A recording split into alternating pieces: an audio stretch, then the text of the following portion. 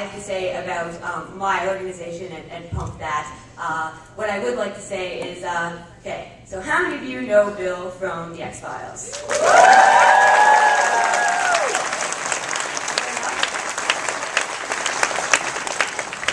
How many of you know Bill from Continuum? Okay, now wait for the real fans. How many of you know him as Arvin from Captain Power and the Soldiers of the Future? Alright, I think we're good to go. We've got true fans, new fans, and great fans, all of you. So please join me in welcoming William B. Davis.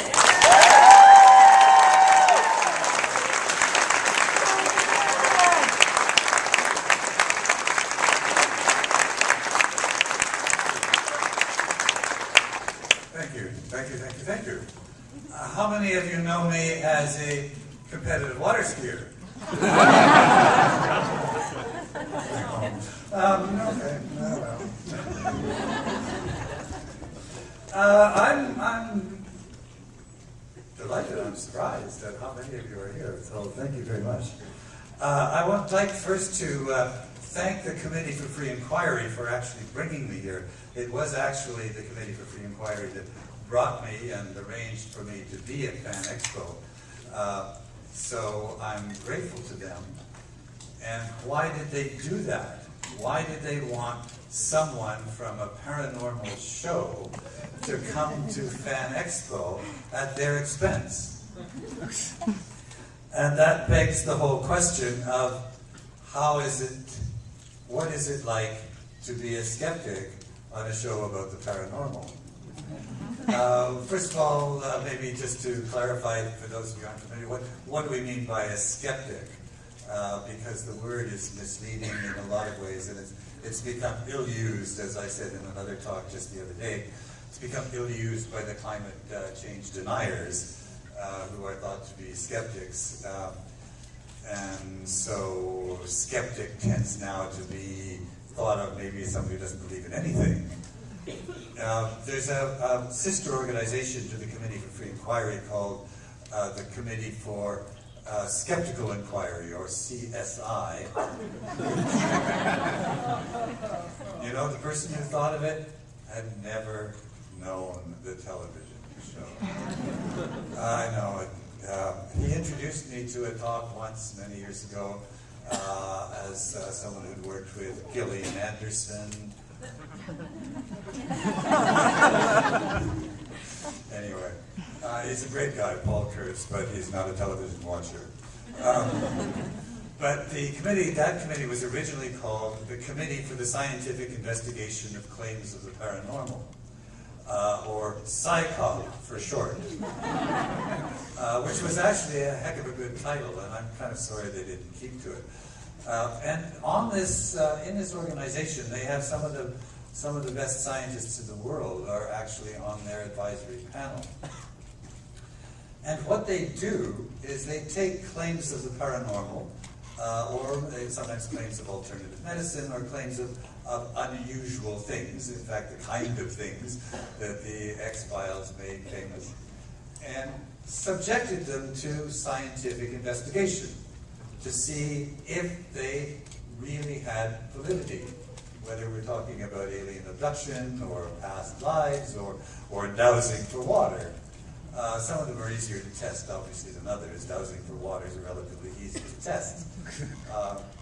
And they often set up these tests in a way that the practitioner, whether it was a water dowser or an acupuncturist, would agree to. They'd say, oh yes, that's a fair test. And I think James Randi still has $1 million reward for anyone who can prove or deny or question the validity of this process, which has refuted debunked so many of the claims of the paranormal. Now, as you sit here among us, or together, many of you actually may believe in many of these paranormal things. I I used to ask groups of people when I talk to them, I say, how many of you believe that there are aliens among us? So that was a decade ago. Why don't I ask the question now? How many of you believe that there are aliens among us? I mean aliens from another planet. I don't just mean your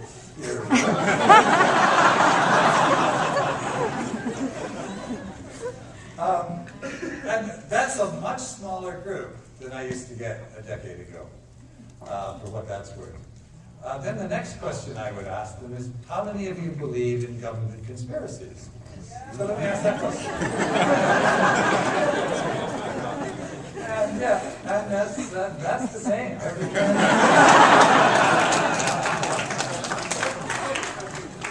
But what surprised me about it then was that was during the Clinton administration. Oh, where's the mood? That was during the Clinton administration, where the president had been unable to keep secret 11 private meetings with an intern. And it seemed to me, if he can't keep secret 11 private meetings with one person, how is he keeping secret a whole conspiracy, a whole worldwide conspiracy to suppress information about aliens and UFOs and all the rest of it? But one of the things I'm a great believer in, and I wish I did more of, I'm a great believer in changing one's mind, because we tend to be very stubborn.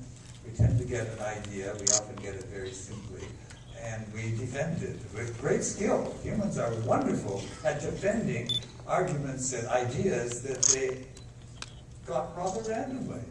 But once they got it, they defend it with great skill, which is one of the reasons we have such difficulty working together or solving problems. But one of the things I've changed my mind about is exactly that. I'm now much more inclined to put my hand up too when it comes to government conspiracy, or conspiracy in general. But I'll come back to that a little bit later. But to tell you a little more about my experience on X-Files as a skeptic. Well, first of all, I'm glad I don't invest in these things, because, as you may know, I got cast in the pilot to play this character who didn't smoke. He did smoke, he didn't speak, he smoked. I actually had read for a character called the senior FBI agent who had 3 lines. I didn't get that part, I got this dumb part of the character's not But it was a gig, and I was getting paid. And I was confident this show would go nowhere. I mean, a show about alien abduction? I mean, you got me kidding. So, don't come to me to know what films and TV programs you should back. But it was always a little strange to be dealing with subjects that basically I didn't agree with. I really didn't think aliens were abducting humans. I didn't believe in... Well, one of the kind of suppositions of the X-Files was, in a way, let's take all those things that a lot of people think are true and pretend that they are true. Let's see, what does that mean? So a lot of people do think aliens are among us. People think aliens are abducting humans. People think we have past lives. People think all sorts of things. Suppose they're true. And Mulder always said they were true, and Scully always said they weren't true. Blah, blah, blah. Which leads me to Richard Dawkins. And it leads me to Richard Dawkins and my internal conflict with being a skeptic on the X-Files.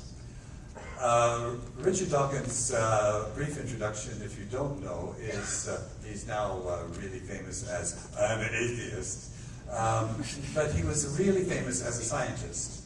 He was an entomologist. He wrote a book in the 70s called The Selfish Gene, which in a way changed my life because it gave me an explanation of the methodology of evolution that I had not understood, and has made a great deal of sense to me in terms of trying to understand human behavior.